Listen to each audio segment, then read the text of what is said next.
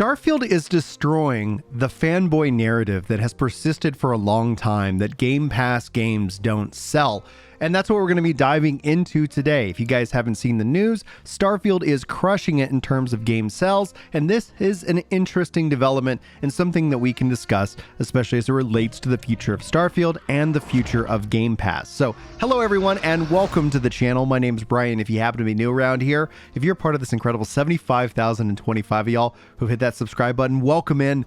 And welcome back. I'm glad you're here. And for the 80% that haven't subscribed yet, I'm glad you're here as well. I hope you enjoy this video. I want to dive into the news and I want to talk about it, especially as it relates to the future of PlayStation, as well as what the narrative is being discussed. And I'd love to hear your thoughts about any of this. Let's start with the actual numbers. Starfield being number one. Spawnwave is tweeting this out. A lot of people are tweeting this out, saying Starfield is the number one in terms of sales. So this is saying the top 20 games, physical and full game digital from Nintendo, PlayStation, Steam, and Xbox platforms for publishers in the digital leader panel ranked on dollar sales.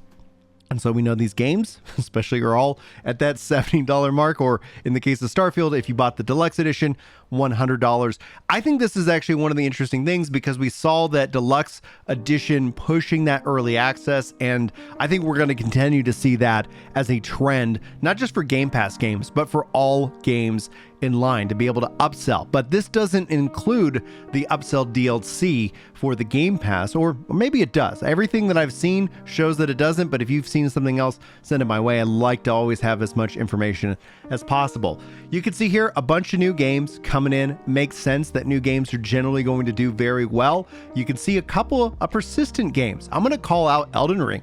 Still, after all this time, in the top 20 selling games there. Diablo 4, no surprise. You start to actually break down this list, even though Starfield's number one, you're going to start to see a lot of Xbox games listed in these charts. And I think that's important for the future of the Game Pass narrative, that both that it hurts game sales, but also that it takes away options from the developers. And I think what we're seeing here is quite the opposite playing out. But this isn't just for this year alone.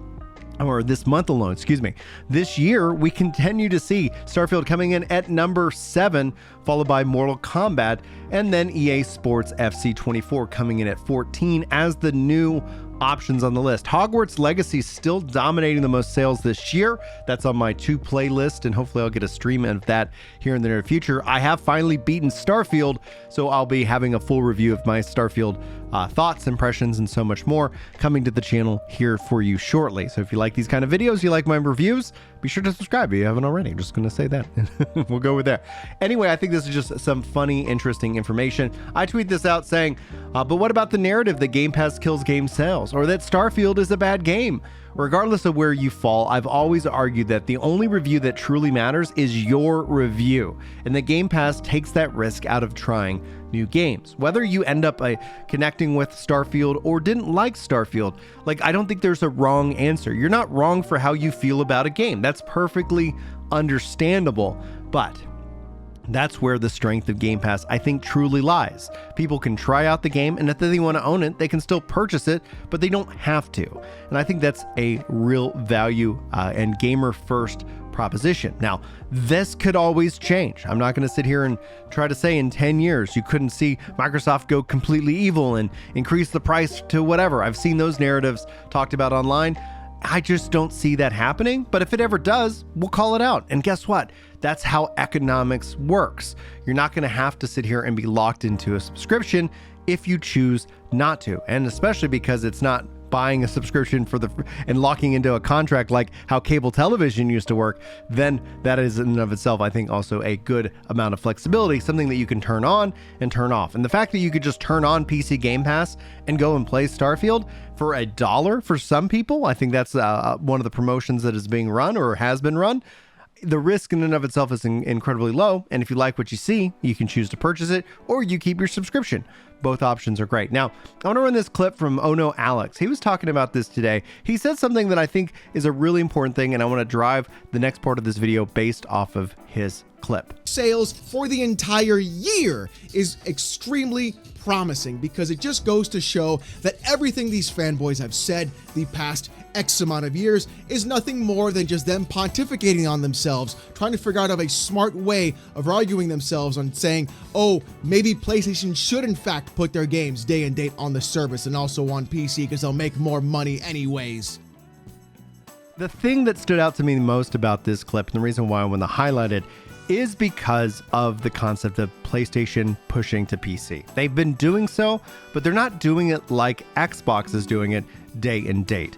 And when we look at it, how it all balances out, clearly PC is a big home for Bethesda games. It's a big home for Microsoft now. I don't think Starfield would have hit this number if it was just only on Xbox.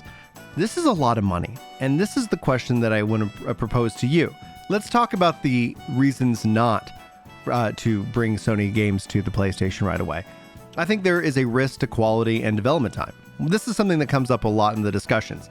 I do believe that games should be everywhere, but even at a minimum, more support for the PC environment, cloud streaming environment. I think those things are going to be really big driving points for the future of a lot of gamers out there as hardware evolves and more options become available. But the cost is dev time. There's no way to, shake it out. One of the things that a lot of people like to hit Microsoft for is that you have to support multiple platforms. It's coming to PC and it's coming to Xbox and the Xbox Series X and S. Like when it comes down to development and testing, that is an increase in time. However, the counterpoint to all of this is that that's offset by radical increases of sales. And that's really where I'm curious, because I know the diehard PlayStation fans were upset when Sony started to support the PC because their piece of plastic is the most important piece of plastic in their house. That in and of itself, I think, needs to change and is changing and will change. But I've seen people try to argue about the delay in terms of that. And honestly, they're not wrong, because if Sony can keep and doing what they do best, focusing on real quality blockbuster based games and taking the time that it needs to make it that quality blockbuster based game, well, honestly, it's easier to do that and make sure that that quality is there before it comes to PC. But I think we're going to see that time difference, that gap. In my mind, the time span is what I would call it in C#, further and further decreasing in its length to thus prolong the life of the game. And I do think at some point Sony will end up having that day and date with PlayStation. But I don't think that's going to happen anytime soon, because they don't need to do it right now. And it isn't until it's really a need does that value come, because they've seen success with their games on PC. But if you look at this chart in and of itself, not a lot to sit here and say about the Sony PlayStation. Obviously, third-party games do well, and that's great to see. But when it comes down to it, I'm sure that we're going to see the Spider-Man game topping the top for the month.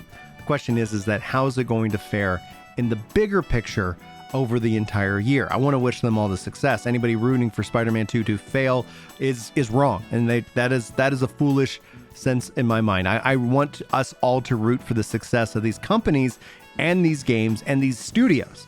I think that's the most important thing, because that means we get more of what we love, video games, and we can play them, we can talk about them, we can critique them.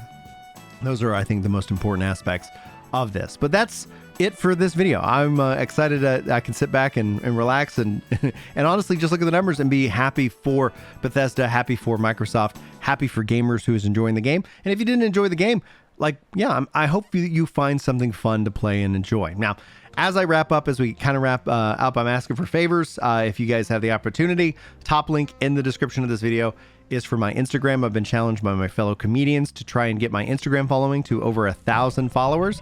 You guys have already pushed me up 30 or 40 this week alone, so thank you guys so much. I haven't really been into the Instagram scene, but apparently that's huge for comedians, and so it's going to help me out a lot, especially if you guys want to see me do some more comedy as well. So anyway, thank you guys so much for being here. Hopefully you enjoyed this video. Hopefully I'll see you in the next one, but until then, take care.